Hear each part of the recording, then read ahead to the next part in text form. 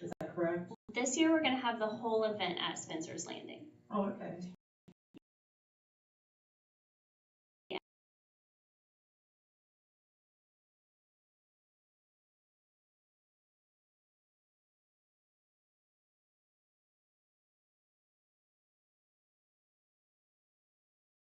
So hopefully soon I'll get to announce some of our bands that we have booked.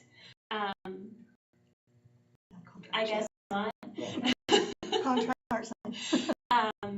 So everything will take place at Spencer's Landing, from the normal things that we typically have, the rodeo, the hot air balloons, to the exciting thing we're bringing in that's newer to the area. I'm sure it's probably happened maybe once or twice, but not in the time that I've been alive that I can recall. We had the first ever drone show last year in the state of West Virginia, and that was a huge new thing to the area that people did not stop talking about for weeks on end. People were sad that they missed it. They were excited that they got to see it, and this year it might be bigger and better. So we have to work really hard as a board to go out and fundraise, and with the support of not only the city of Vienna, we have support from local area businesses that have faith in what we're doing and trust us with the donations and appreciate. Because of ownership of the mall or something? We feel like Spencer's is an opportunity to have more of a festival atmosphere rather than being out in, the end of June, beginning of July on the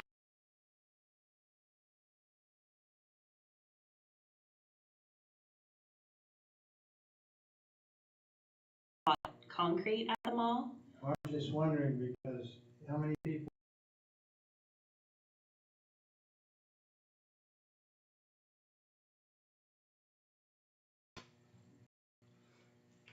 We've actually, Craig, we've already worked on preparing an interactive map where when people come into the area, they'll be able to have a map on their telephone. It's going to show them all the parking lots here in the area.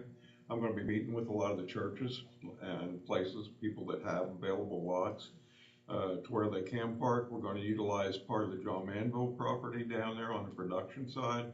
That'll be for parking, and we've got parking at the event itself. We've also through Grand Central Mall, understood that they're more than pleased to offer parking at Grand Central Mall, where we'll have a shuttle bus that'll be shuttling people up here. The interactive map that I talked about on your phone, from the time that you get out of your vehicle, you'll be able to be on your phone and it'll show where you're walking. It's going to have points of interest here in the area that'll have restaurants, coffee shops, some of our local businesses, anything people are wanting to find so they can find that. So I think we're going to handle parking. We've already talked with the police about that also. But we want people to get up here and start experiencing the area and get some of the money up this way. I was just as one of your sponsors, also. Yes, and we appreciate it very much. So the hunting, I question whether people in this generation want to be that far away from the event. They're so used to just going someplace and being there. And when you say you have buses and all that stuff, I guess we'll see. Yeah, I guess we'll find out. But we're wanting to experience. We're wanting to utilize. We used the buses last year. Last 2 years, we've actually utilized the buses. So, we start getting people. We own the property here in the city and start using it. So that was one of the things when we first brought the Freedom Festival to the city of Vienna. One of the things that was first encouraged was about having it up this way. So here we are. See how it goes. Last year, I actually utilized the bus system, and when I had talked to several of the individuals that were on that bus, they liked the option to be able to park in an alternate location so that when the event was over, they didn't find themselves in the traffic congestion trying to get out. And that made it very beneficial to us, because as the event ended, we rode the bus back over to the Hobby Lobby parking lot. We watched the fireworks and everything from that location. Then we got in our car, hit Grand Central, and we were going. So we utilized it, and a lot of the individuals we talked to were very thankful, for that option, so they didn't get clustered in one specific area. We actually ran into crafters and stuff. It's so hot on that blacktop down there during the day. I mean, it's 100 degrees. And you've got people in under tents and everything, and you could not get the public out during the day to experience that. Most of them started showing up towards the evening when the concert had, so we thought to try to help our crafters, help our food salespeople and everybody out, that we would bring it up here, because we had good success with the Glow on the O, with about 5,000 people attending down there, and it was well handled. And some of the comments was there's a nice breeze blowing down there most of the time. It was cool, so it's more comfortable. So we're thinking we're going to get more people out during the day. So would it be good in the daytime if we had something that covered that area? What would you call that, Mayor? I would call that a large multi-use pavilion, is what I would call If it. they had a large multi-use pavilion, would that make this work a lot better? Oh, my gosh, yes, that would be Would that fall wonderful. within the library funds? And we're gonna strike that comment as well. So we're looking forward to seeing what the Friends of Vienna did. If you did not see the drone show last year that they did, it was absolutely spectacular. I was there, I was obviously Facebook Living it, and when they did the soldier, for obvious reasons, when you guys did the soldier was flipping. I was like, yeah, that's it right there. So we had a great time with that, and hope to see that drone show even larger this year. Thank you. Thank you. I have a question for Mr. Skogstad. I was just thinking, when Harry mentioned being a sponsor, we have 2 council people that are on the board of the Friends of Vienna, and then you're not on the board anymore? No, I officially resigned whenever I was elected to the council. Okay, and then I'm not sure how does that work with sponsors, because I know Mr. Leach is also a significant sponsor to, does anyone have to recuse themselves from that? Off the top of my head, I think the threshold question is whether or not the individuals who are on the council are receiving any kind of pecuniary benefit in money being directed to the Friends of Vienna.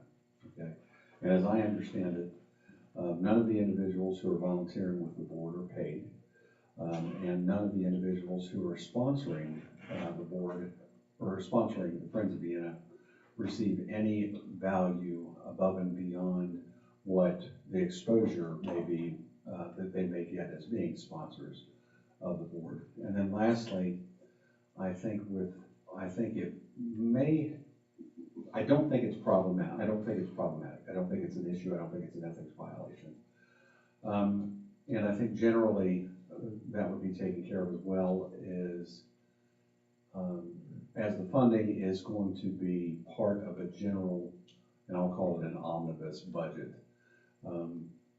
And since they're not voting on specific items, they're voting on the budget overall. I think that also adds further protection. So because they're not receiving any direct pecuniary benefit, they are not receiving any benefit that any other donor would receive beyond that, whatever that intangible benefit is by donating.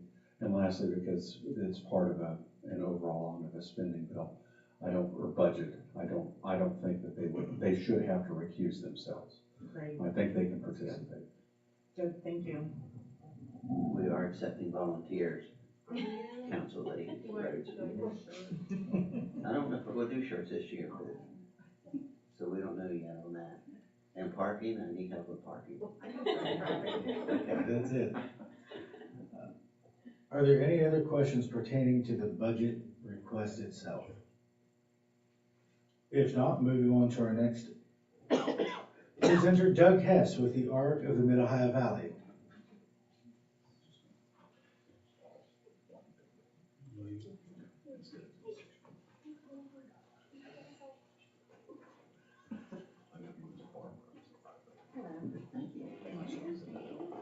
How are you doing again? Mr. Hess, how are you this evening? Doing very well. You guys get honey? That's nice. How you doing, sir? See ya.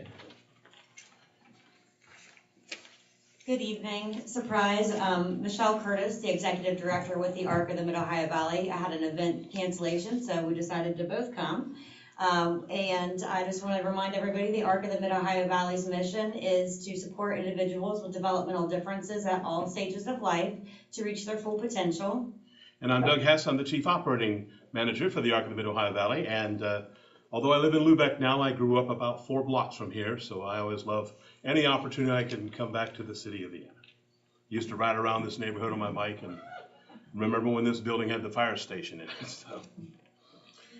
We first want to thank you for the opportunity to allow us to come before you and make a request. But before we get to this year's request, we do want to reflect back on how you supported us last year by providing $1,000 towards our new to us van. We were in the middle of a campaign to purchase a van, and thanks to the different foundations, including the Give Local MOV campaign and private donations, we were able to purchase a 12-passenger 2021 Ford Transit van that was more accessible than when we rent vans for the folks that we serve. It's got, low miles and it's serving us very well. With that purchase, instead of renting 2 vans for our inclusive summer day program, we only had to rent 1, so that saved us actually thousands of dollars. And so for your part, we asked for funding that would support the ongoing maintenance. Thanks to the other grants, we were able to purchase it. And so with the money we requested last year, we bought seatbelt extenders for some of our folks and a step stool to help them get in the van. And then recently when we had the oil change as part of routine maintenance, we learned that the tires were good that were on it, but they weren't really designed for a commercial van. They were more for a consumer van. And so $700 later, we put the right tires on it. We've kept the old ones as spares, but now these will last a lot longer and do a lot better job. And so thank you. That was money directly that went what we asked for. So thank you all very much. We appreciate the support. And now back to this year's request. For over 25 years, the ARC has provided an inclusive summer day program to the community. You have a brochure in front of you. The program serves several different purposes. First, we want students that utilize special education system to be able to have fun at a summer camp just like everybody else, like their peers. We also like to provide this camp as a 4-week respite to the caregivers. They are oftentimes exhausted. They need time to go to the grocery store. They need time to be able to go to personal appointments. And so this 4-week camp affords them that opportunity. And then finally, we also want to provide a safe environment to provide educational opportunities for the students that we serve. A lot of times we do things, nutrition, we provide a healthy meal option for the students. We do daily living activities and education. We partner with many community agencies and entities in order to bring training into the students, and as well as teach them about the resources in their community. So when they gear up to leave the educational system, they'll be well prepared to access those community resources. And so to give a little more detail on how the program works, we're based out of South Parkersburg Baptist Church because they have a nice gymnasium and a kitchen and a place for the students to eat and do crafts. And some of our students use the extended school year. That is instead of summer school, that's summer school for the students that use the special education system. And so it used to be housed at Parkersburg High School, and the program was on the north side. And so then about 12 years ago, shortly after I joined, the Board of Education said, hey, let's move it to South High School. And I happen to be a member of South Parkersburg Baptist Church. And I thought, well, hey, we have a nice gym. And so for the last 12 years, we've been able to utilize that gymnasium. But that's just a base in the morning. And we do use get the food from the summer feeding program through Wood County Schools. So it is nutritious, and we invite others in the neighborhood. But then we go out in the community. So we like to walk at McDonough Wildlife. We've been to Jackson Park. thanks to the refurbishment of the Jackson Pool, one of the things we'd like to do is go swimming, so we'll likely be up there. We go out bowling and do other things. Over the years, we've gone to other places like Blennerhassett Island, the planetarium, both in Marietta and Parkersburg High School, Sweet Apple Farm. Last year, we ventured out to the wilds and the Clay Center. It changes every year. This year, we're going to be a little closer to home based on the funding, and we'll talk about those costs in a moment. So we also want to provide the opportunity to educate the students, as I mentioned earlier, on healthy living by eating healthier meals and snacks rather than just popping chips. A lot of them like to snack on at home. We'll bring in folks to teach Zumba, to teach yoga, to teach deep breathing exercises when they're frustrated. We also do activities that are a little bit more fun, like they learned from the pickleball team at South Parkersburg Baptist Church how to play pickleball, and so it was really an interactive experience. Also, the church is kind of like a hub where students in the area come in and use the gymnasium for basketball. So instead of kicking them out, we just said, hey, why don't we join in with our students and play basketball together in the gym? And so that was a really nice activity and opportunity. We do other things that like promotes advocacy. We teach the kiddos about speaking up for themselves in their individualized education plan meetings, talk to them about making choices for their future and begin thinking about transitioning out of school and what that might look like. We've partnered in the past with entities like WVUP to show them opportunities for higher education. This past year, we went to SW Resources. There's a driving simulation program, and there's some other resources that we wanted to make sure that they were linked to. So, and then while we operate the West Virginia Birth to 3 Early Intervention program for an 8-county area, we also operate the West Virginia People First West Virginia Self-Advocacy Program. Both of those are our keystone programs that operate from state funding, from grants. But the majority of what we do, or a lot of the other things that we do, are provided just by local funders. They're also provided through small grants and contributors. We do operate 2 thrift stores that provides a small revenue income to help support our programs. With the addition of other thrift stores and opening up in the area over the last 15 years, that's really kind of impacted our sales. And then we also contract with IDEMIA to provide like the TSA pre-check and the background check services and that type of thing, as an additional opportunity to provide vocational skills training as well as employment opportunities for people with developmental disabilities. But none of that, even the fingerprinting doesn't bring in lots of revenue to cover these things. And so our main purpose in being here tonight, is outlined in our letter, is we submitted for $1,000 to support this program. We served 20 students last year, some from Vienna, so we do service a portion from Vienna. And we also apply for funding from the Henry Logan Foundation, United Way Alliance, and others.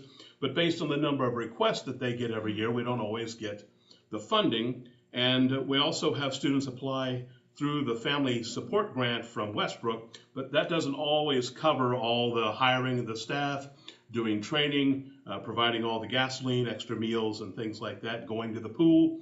And so that's why we're coming to ask for the $1,000 to help supplement that. And as Doug mentioned, we've served students that live in Vienna. I know I personally came and picked them up because they wouldn't have had the opportunity to get to camp every day had I not come over and picked them up. We welcome any students who are between the ages of 11 and 21 who utilize the special education system. We welcome their parents to reach out to us. We do not want finances to be any kind of burden. So if they're not able to access family support funding and they're not able to make any payments, we do a sliding scale fee. We do ask for $150 a week, but usually folks just tell us what payment they can make, and we don't turn families away. As I mentioned before, the respite that's being provided is pretty invaluable to some of these very stressed out caregivers. That being said,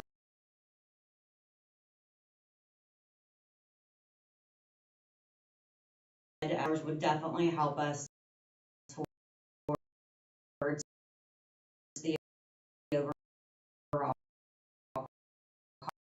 cost of operating that 4-week summer day program, and we appreciate your time. One little extra thing we didn't mention is that we typically would run from 8:30 in the morning till 2:30 in the afternoon. And one of the reasons why some parents haven't dropped their kids off is because they need their kids to be, or students, because they go up 11 through 21, they're still at work. And so we're going to extend that. Our main program will still stop about 2:30, but we're going to still provide late pickup till 4 o'clock. So that'll cost some additional staffing to just to hang out, that may give more opportunity for some parents to bring their student that typically wouldn't come due